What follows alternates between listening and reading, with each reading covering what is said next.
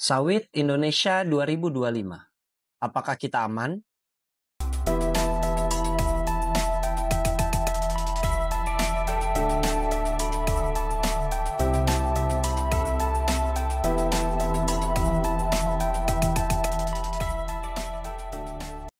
Halo semuanya, selamat datang kembali di channel Roni P.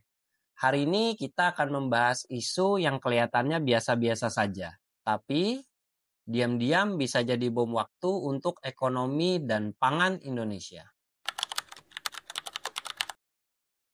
Tahun 2025 ini, produksi sawit Indonesia adalah 53,6 juta ton. Itu adalah produksi dari gabungan antara CPO dan PKO. Sekilas, angkanya kelihatan besar. Tapi apakah benar-benar cukup? Mari kita lihat data bulanan.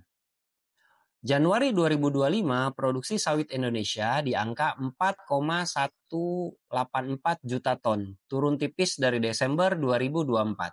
Sedangkan di Februari 2025, produksi kembali turun di angka 3,789 juta ton. Turun 2 bulan berturut-turut bisa jadi awal stagnansi produksi. Faktor umur sawit, banyak tanaman sawit tua yang ada di Indonesia, bahkan cuaca El Nino bisa pengaruhi ini. Sekarang kita bicara konsumsi. Konsumsi sawit Indonesia tahun 2025 diperkirakan mencapai 26,1 juta ton. Tunggu, sebanyak itu? Iya, mari kita uraikan. Yang pertama, konsumsi biodiesel B40 sebanyak 13,6 juta ton. Yang kedua, konsumsi untuk minyak goreng rumah tangga sebanyak 2,2 juta ton. Yang ketiga, konsumsi untuk minyak goreng industri sebanyak 1,7 juta ton. Yang keempat, konsumsi untuk oleokimia seperti sabun, kosmetik itu sebanyak 4,5 juta ton. Yang kelima, konsumsi untuk makanan olahan sebanyak 4,5 juta ton. Yang keenam, konsumsi untuk penggunaan teknis lainnya itu sebesar 0,6 juta ton. Jadi, totalnya adalah 26,1 juta ton. Karena itu, ini bukan cuma soal biodiesel dan minyak goreng.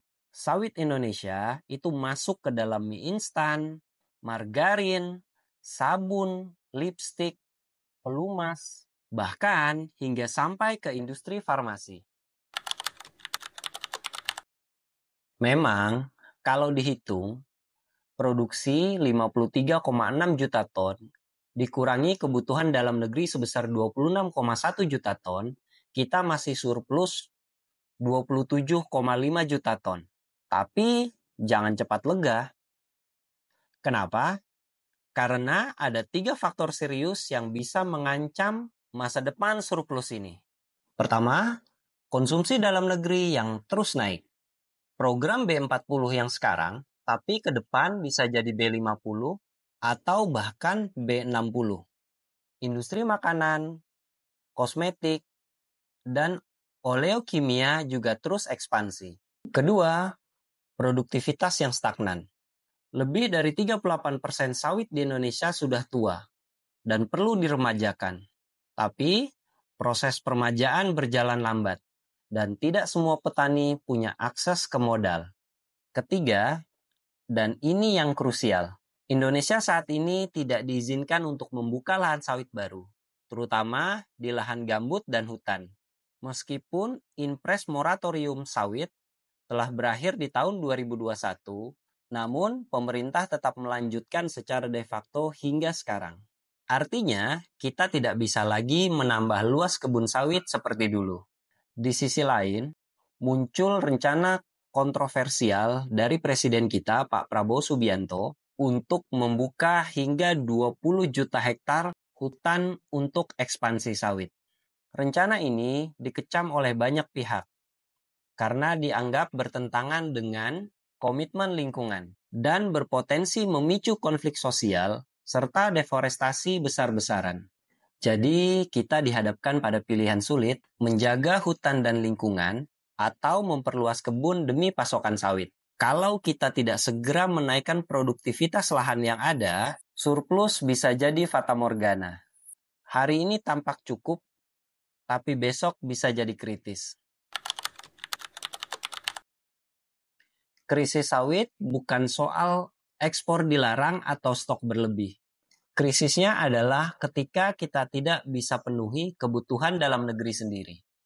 Ingat, sawit bukan cuma soal ekspor, tapi juga menyentuh keseharian 270 juta jiwa rakyat Indonesia. Solusinya, permajaan sawit rakyat harus dikebut. Produktivitas petani harus ditingkatkan sampai ke level maksimal. Efisiensi rantai pasok harus diperbaiki, serta transparansi data dan kebijakan hilirisasi harus konsisten. Pertanyaannya sekarang, apakah kita menunggu defisit datang baru panik, atau kita mulai benahi serius dari sekarang? Tulis pendapat kalian di kolom komentar.